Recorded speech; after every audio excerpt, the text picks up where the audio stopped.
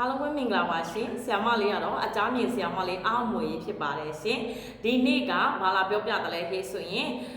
စနေသားသမီးများအတွက်ကိုတလပိုင်းထဲမှာဆောင်းရံရှောင်းရံလေးတွေနဲ့ပတ်သက်ပြီးလာရောက်ပြီးပြောပြပေးမှာဖြစ်ပါတယ်စိတ်နေစိတ်ထားနဲ့ပတ်သက်ပြီးလည်းလာရောက်ပြီးဖတ်ပေးမှာဖြစ်ပါတယ်ပြီးတော့လက်ပွင့်ကံပွင့်စေတဲ့ຢာရာလေးကိုလည်းဆရာမလာရောက်ပြီးပေးတာဖြစ်ပါတယ်ရှင်အဲ့တော့စနေသားသမီးတွေဒီတလပိုင်းဆိုတဲ့အထဲမှာပေါ့နော်လက်ပွင့်ကံပွင့်အောင်လုံးယူသွားလို့ရတယ်ဟေးဆိုတာလေးတွေပေါ့တစ်နှစ်စာလုံးတလစာလုံးလက်ပွင့်ကံပွင့်အောင်လုံးလို့ရတယ်ຢာရာလေးတွေရှိတယ်ဟေးဆိုတာကိုဆရာမຢာရာလေးတွေနဲ့ပတ်သက်ပြီး free တင်ပေးမှာဖြစ်ပါတယ်ရှင်အဲ့တော့ဆရာမလေးရဲ့ຢာရာလေးတွေလိုချင်တဲ့အရန်တွေခက်ကန်းနေတဲ့စနေသားသမီးတွေဟေးဆိုတယောက်တစ်ခေါက်စီပဲ share ပေးပြီးတော့ဆရာမလေးပေးတဲ့ຢာရာလေးကိုယူသွားပါရှင်ကဲအဲ့တော့တလပိုင်းဆိုတဲ့အတိုင်းတာမှာစနေသားသမီးတွေအထူးဂယုစိုက်ရမှာကဘာလဲဟေးဆိုလို့ရှိရင်သွေးထွက်တန်ယူဖြစ်မှာလေးတွေရန်အတိုက်ခိုက်လေးတွေအဲ့နှစ်ခုကိုသတိထားရမှာဖြစ်ပါတယ်ရှင်တပားသူနဲ့မဖြစ်ဘူးဟေးဆိုရင်တော့ကိုယ့်ရဲ့အိမ်တွင်းတွေကလူနဲ့ဖြစ်မှာကိုသတိထားရတယ်ဘာကြောင့်လဲဟေးဆိုရင်တလပိုင်းလဲ17လပိုင်းလဲဆိုတဲ့အတိုင်းတာမှာစနေသားသမီးတွေကအရန်ရန်များပြီးတော့ဘေးရန်အန္တရာယ်လေးများတယ်ဟေးဆိုတဲ့ကိုင်းထဲကိုကြားရောက်တယ်ရှင်ဥပမာကိုပြောလိုက်တဲ့စကားလုံးဒီစေတနာနဲ့ပြောလိုက်တဲ့စကားလုံးကစဝေဒနာဖြစ်ပြီးတော့ကိုရံပြန်လှုပ်ခြင်းလေးတွေခံရတတ်ပါတယ်လုပ်ငန်းကိုင်ငန်းနဲ့ပတ်သက်ပြီးဟေးဆိုရင်လည်းပဲလုပ်ငန်းကိုင်ငန်းအဆင်ပြေပြန်တော့ကိုယ့်ရဲ့စိတ်ကကနာမငြိမ်တဲ့အတွက်လေးနေတဲ့အတွက်ကြောင့်မို့လို့အဲ့ဒီလုပ်ငန်းကိုင်ငန်းချက်စိတ်အနှောက်အယှက်ကလေးတွေစိတ်တောကလေးတွေများနေရတဲ့အချိန်မျိုးဖြစ်လိုက်တယ်ရှင်ဘာကြောင့်လဲဟေးဆိုလို့ရှိရင်စနေသားသမီးတွေရဲ့အစိုးဆုံးချိန်ကိုပြပါဟေးဆိုရင်ဒီ17လပိုင်းရဲ့ဒီတလပိုင်းရဲ့ဆိုတဲ့အထဲမှာရောက်တယ်ရှင်ဒါကြောင့်မလို့ဆရာမလေးက17လပိုင်းကတည်းက17မီငိမ့်ခိုင်းတာဖြစ်ပါတယ်ရှင်เนาะအဲ့တော့ဘလို့ဖြစ်မလဲဆိုလို့ရှိရင်စနေသားသမီးတွေကဒီချိန်မှာဟေးဆိုလို့ရှိရင်လုံသမျှကင်သမျှလွဲချော်ပြီးလက်မိုက်ချရတဲ့အချိန်မျိုးဖြစ်တတ်တယ်ငွေကုန်ကြေးကြများတတ်တယ်လုပ်ငန်းကိုင်ငန်းနဲ့ပတ်သက်ပြီးဖြစ်ချင်ရဖြစ်ငါမလုပ်ချင်တော့ဘူးရချင်ရမရချင်နေဆိုပြီးလက်မိုက်ချပြီးနောက်ဆုတ်ချင်တဲ့အချိန်ကိုရောက်နေတတ်တယ်တဲ့ဒါပေမဲ့အဲ့ဒီအရာတွေအကုန်လုံးကိုကြော်လွှားသွားချင်တယ်လုပ်ငန်းကိုင်ငန်းအဆင်ပြေချင်တယ်အပြောအဆိုပိုင်းဆိုင်ရာနဲ့ပတ်သက်ပြီးဆင်ပြေချင်တယ်ဟေးဆိုရင်တော့ဆရာမလေးပေးတဲ့ຢာရာလေးကိုယူပြီးတော့လှုပ်သွားမှာဖြစ်ပါတယ်ရှင်အဲ့တော့ကဲစိတ်ပိုင်းဆိုင်ရာနဲ့ပတ်သက်ပြီးသွားမယ်ဟေးဆိုရင်စနေသားသမီးတွေရဲ့အားနည်းချက်ကဘာလဲဟေးဆိုလို့ရှိရင်အဲ့ဒီဂျစ်ကန်နေတတ်တာရဲ့မျက်နှာကြောမာတတ်တာရဲ့ဘူးဆိုဖတ်ရုံမသိတတ်တာရဲ့သူများပေါ်မှာဟေးဆိုရင်လည်းပဲကောင်းတတ်တာတနာတတ်တာကိုကဆွဲလန်းကြည့်တတ်တာကိုကစနေသားသမီးတွေရဲ့အားနည်းချက်ဖြစ်တယ်ရှင်မိသားစုပေါ်မှာဟေးဆိုရင်လည်းပဲကိုကပဲတောင်းဝန်ကြည့်တတ်တဲ့တောင်းဝန်ကြည့်ချင်တတ်တဲ့စိတ်မျိုးကိုကပဲလှုပ်ကြွေးချင်တတ်တဲ့စိတ်ကလေးကိုကပဲမ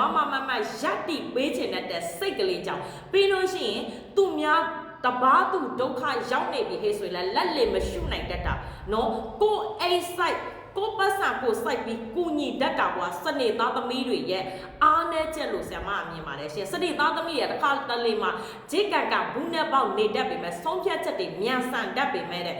သူတို့ကအနစ်နာခံတာကြီးပဲဆရာမတွေ့တယ်သူများစီကကြောရအောင်ကြံသွားမယ်ဟေးဆိုတဲ့ပုံစံမျိုးသူတို့မှကျမသိမတွေ့ရဘူးရှင်အဲ့တော့စနေသားသမီးတွေရီးစားများတဲ့အိမ်အောင်ဆက်များတဲ့ဟေးဆိုတာကဘာကြောင့်လဲစနေသားသမီးတွေဒီတယောက်နဲ့စိတ်မပြေလို့နောက်တစ်ယောက်ပြောင်းသွားတယ်ဟေးဆိုတာဘာကြောင့်လဲဟေးဆိုရင်သူတို့နေရမှန်မဟုတ်တဲ့အတွက်ကြောင့်မလို့သူတို့ကတခြားတနေ့အောင်ပြောင်းလဲသွားဖို့ကြောခိုင်းသွားဖို့အတွက်ကိုလည်းဝန်မလေးဘူးတဲ့စနေသားသမီးတွေကိုတွားပြီးတော့ထင်မသိနဲ့ရှင်စနေသားသမီးတွေကစိတ်ကောင်းရင်သူများထက်ကောင်းတယ်ရှော့ပေးရင်သူများထက်ရှော့ပေးတယ်အစွဲလန်းကြည့်ရင်သူများထက်ဆွဲလန်းကြည့်တတ်တယ်ဒါပေမဲ့စနေသားသမီးတွေကလည်းကြောခိုင်းလိုက်ပြီးဟေးအရာရာအားလုံးစိတ်ကုန်လာပြီးကိုပဲချစ်တတ်တော့မှငါဘွားငါရှင်းတန်နိုင်အောင်စူးစမ်းမယ်ဟေးဆိုလို့ရှိရင်တော့စနေသားသမီးကတက်ရောက်တယ်မဟုတ်တပိုင်းတည်းလဲသူတို့ကတောက်ပနိုင်တဲ့ရည်ချင်းရှိတယ်ပြောမယ်ဟေးဆိုသူတို့ချစ်တဲ့လူတွေကိုတွေ့ကတ်နေလို့သူတို့ချစ်တဲ့လူတွေကိုပြုပြင်ချင်တဲ့စိတ်နဲ့မလို့တာသူတို့ကအနစ်နာခံအရှုံးပေးပြီးဘဝကိုအရှုံးပေးပြီးနေနေတာနော်အဲ့တော့စနေသားသမီးတွေရဲ့လောကရန်ကလည်းပဲအရန်လည်းပဲကြမ်းထမ်းတတ်တာအထူးသဖြင့်အဲ့ဒီထဲမှာကြမ်းထမ်းတတ်တာအလုံးနဲ့အချစ်ရည်နဲ့ပတ်သက်ပြီးအရန်ကိုကြမ်းထမ်းတတ်တာ ရတယ်။ဘာကြောင့်လဲဟေ့ဆိုရင်သူတို့ကလူတို့လူမှန်ဖြစ်တဲ့အတွက်ရွာပြင်မှာထွက်နေရတတ်တဲ့ကိုင်းမျိုးကိုဖြစ်တတ်တယ်။တဲ့ပြောတတ်တာသူတို့ကဘယ်အရာမဆိုတဲ့ပြောတတ်တာမှန်ရင်မှန်တယ်မားရင်မားတယ်အဲ့လိုမျိုးတွေတယောက်တည်းသူတို့ကရက်တည်ပြီးတော့တယောက်တည်းဘူးနဲ့ပေါက်လောက်ပြီးမတ်တက်ရက်နေတတ်တဲ့လူမျိုးလေးတွေဖြစ်တယ်တဲ့။အဲ့တော့စနစ်သားသမီးတွေကတဲ့ဘယ်လိုပြောမလဲဟေ့ဆိုငယ်ငယ်ကတည်းကနေပြီးတော့ပေါ့နော်ကိုအားကိုတဲ့လူထဲမှာပါတယ်မိသားစုပေါ်မှာဟေ့ဆိုရင်လည်းသူများလိုမျိုးချွဲနွဲ့ပြီးတော့မပြောတတ်ဘူးကိုချစ်တဲ့လူတွေပေါ်မှာလည်းပဲသူကချွဲနွယ်ပြီးမပြောတတ်ဘူးရှိရရှိတဲ့အတိုင်းပြီးရင်စနေသားသမီးတွေကစကားပြောရင်အာတန်အမြဲတမ်းပါတယ်တဲ့ပြီးလို့ရှိရင်သူတို့တွေကမျက်နှာကြော်မာတတ်တဲ့အထဲမှာပါတယ်ပေါ့ပြောမယ်ဆိုတစ်ခါတလေမှာသူတို့တွေက fighter လို့ဘာလို့တဲ့စိတ်သက်ကတော့ပြတ်သားတတ်တဲ့အတွက်ကြောင့်မလို့လေလူတွေကသူတို့လန့်နာရှင်အဲ့လိုမျိုးဘယ်လိုပြောမလဲဟဲ့ဆိုသူတို့တစ်ခါကောင်းရင်သူတို့ကဆက်ခါပြန်ကောင်းအောင်မှကျင်းတတ်တဲ့လူမျိုးလေးတွေတဲ့တချို့စနေသားသမီးတွေကမပြောဘူးထောက်မပြောတတ်ဘူးရှင်ထဲမှာလှိုးဝက်ထားတတ်တယ်ရှင်ထဲမှာတိုးလောင်ထားတတ်တယ်တဲ့ဒါပေမဲ့အဲ့ဒီတန်ရောင်မခံနိုင်တော့ဘူးဟိတ်ဆိုတဲ့အချိန်ကရောက်ပြီဟိတ်ဆိုရင်သူတို့ကတိတ်ကလေးထွက်သွားတတ်တယ်တချို့စနေတွေကလည်းအဲ့လိုမျိုးဘုံပန်းကျဲအဲ့လိုဘုံကျဲသူတို့ကျဲပြီးတော့မှဒလဟောစကလုံးတွေနဲ့ပြစ်ပေါက်ပြီးတော့မှထွက်သွားတတ်တာမျိုးကကြောက်ရရှိတယ်တဲ့အဲ့တော့အဲ့လိုစနေနှမျိုးမှလည်းဘယ်လိုစနေမျိုးကိုကြောက်ရတယ်လဲဆိုရင်ထဲမှာတိုးလောင်ပြီးတိတ်ကလေးထွက်သွားတတ်တာဘာတစ်ခုမှမပြောတတ်တာအေးတဲ့စနေကိုတတိထားရတယ်ရှင်เนาะအဲ့လိုမျိုးလေးတွေရှိတယ်အဲ့တော့စနေသားသမီးတွေဒီတလဘိုင်းထဲမှာဟေးဆိုရင်လုပ်ငန်းကိုင်ငန်းအခက်အခဲကလေးတွေကြုံတတ်တယ်လို့မိသားစုရေးအိမ်တွင်းရေးကြောင်းအိမ်ထောင်ရေးကြောင်းနဲ့ပတ်သက်ပြီးစိတ်ညစ်ရတတ်တယ်တဲ့ပြောမယ်ဆိုအိမ်ထောင်ရေးကြောင်းမှာရံများရတတ်တယ်ငွေနဲ့ပတ်သက်ပြီးသူမသိကိုမသိလောက်ထားတဲ့ကိုတယောက်တည်းလောက်ထားတဲ့ငွေရေးကြေးလေးတွေတရားပတ်သက်ပြီးအလိမ်ခံရတတ်တယ်တဲ့နော်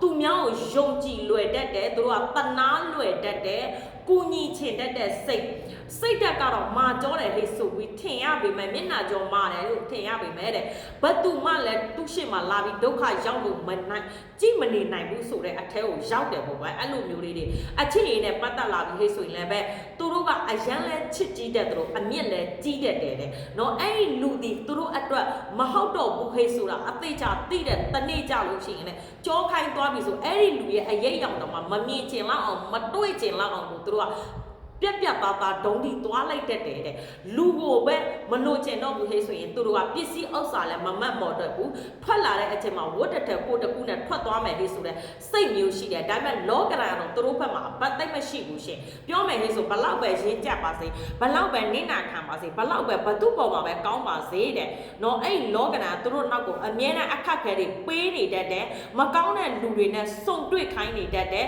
သူတို့ကိုတစ္ဆာဖောက်မဲ့လူတွေနဲ့ကြုံတွေ့ရတတ်တယ်ဒါတွေတော့ရှိတယ်ပေါ့နော်အဲ့တော့စနေသားသမီးတွေဒုက္ခရောက်ခဲ့တဲ့လောကရာကိုနောချေခဲ့တဲ့ဟဲ့ဆိုတာစနေသားသမီးဘယ်သူမှမမိဘူးတဲ့နော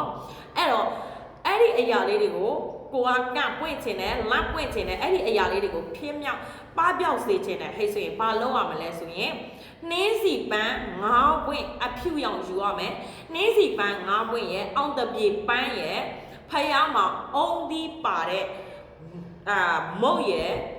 ကတ်လှူပေးရမှာဖြစ်ပါတယ်အဲ့နေရာပဲနေစနေနေ့မနက်ပိုင်းလေးဖြစ်လိုက်မယ်ဖြစ်ပါတယ်ရှင်เนาะအဲ့တော့နိုင်ငံရဲ့အကြောင်းမှာရှိနေတဲ့လူတွေကိုစားလောက်ခိုင်းလို့ရလားလောက်ခိုင်းလို့ရပါတယ်ပညာရေးရှင်းနဲ့ပတ်သက်ပြီးတဲ့ဒီနေ့တည်းမှာညက်နေတတ်တဲ့ကျမ်းမာရေးညက်တတ်တဲ့စီးပွားရေးညက်တတ်တဲ့ထဲမှာဒီတလပိုင်းထဲမှာပါဝင်ပါတယ်ရှင်เนาะဘယ်ဆရာတွေဘယ်လိုပဲကောင်းတယ်လို့ပြောဆရာမရဲ့တွက်ကိုင်းထဲမှာတော့ဒီလိုမျိုးတောင်းဒီအကုန်လုံးကိုဆရာမဒီတိုင်းလေးပဲမြင်ရပါတယ်အဲ့တော့မှန်တယ်ဟဲ့ဆိုရင်မှန်တယ်ဆရာမအသေးလေးတွေပြီး like and share လေးတွေလုပ်ပြီးတော့ comment မှာရေးသွားပေးပါအထူးသဖြင့်ကောက်တူတတိထားမှာဖြစ်ပါတယ်ရှင်เนาะ TikTok မှာကောက်တူပါနေပါတယ်ဆရာမဒီ TikTok CV မှာလုံးဝအလုံးမလုပ်ပါဘူးရှင်ဆရာမဒီ Facebook Messenger မှာပဲအလုံးလုပ်ပါတယ်ရှင်ပြီးလို့ရှိရင်ငွေအမြောက်များတောင်းနေပါတယ်အဲ့ဒါကိုတတိထားမှာဖြစ်ပါတယ်เนาะစနေသားသမီးဒီနေ့ထဲမှာကံပွင့်လပွင့်ခြင်းနဲ့တနေ့စာလုံးငွေဝင်ကန်လေးတွေအရန်ကောင်းချင်တယ်ဟဲ့ဆိုရင်တော့ဆမစီမှာနေနံတဲ့အစီရင်လုပ်ပေးတဲ့အဆောင်လေးတွေရှိပါတယ်เนาะဈေးရောင်းဈေးဝယ်ကောင်းတယ်လူချစ်လူခင်ကန်ကောင်းတယ်ငွေဝင်ပြီးငွေမြဲစေတယ်စီးပွားလက်လာဘကကောင်းစေတယ်ရန်အေးစေတဲ့အဆောင်လေးဖြစ်ပါတယ်လိုချင်တဲ့လူများဆမရဲ့Messenger မှာလာပြီးတော့ Facebook Messenger မှာလာပြီးတော့ hi ပေးပါရှင်အကောင့်တုသတိထားပါဆရာမအကောင့်တုပုံလေးတင်ထားပေးမှာဖြစ်ပါတယ်ရှင်ကဲအားလုံးပဲစနေသားသမီးများစိတ်ရည်ကြမ်းပါခြင်းကိုယ်ရည်ချမ်းသာခြင်းနဲ့ပြည့်စုံပြီးလိုအင်ဆန္ဒပြီးွားပြီးမိသားစုရဲ့နှွေးထွေးမှုတွေကိုအပြည့်အဝရကြပါစေလို့ဆရာမဒီနေရာနေစုမုံအောင်တောင်းပေးလိုက်ပါတယ်ရှင်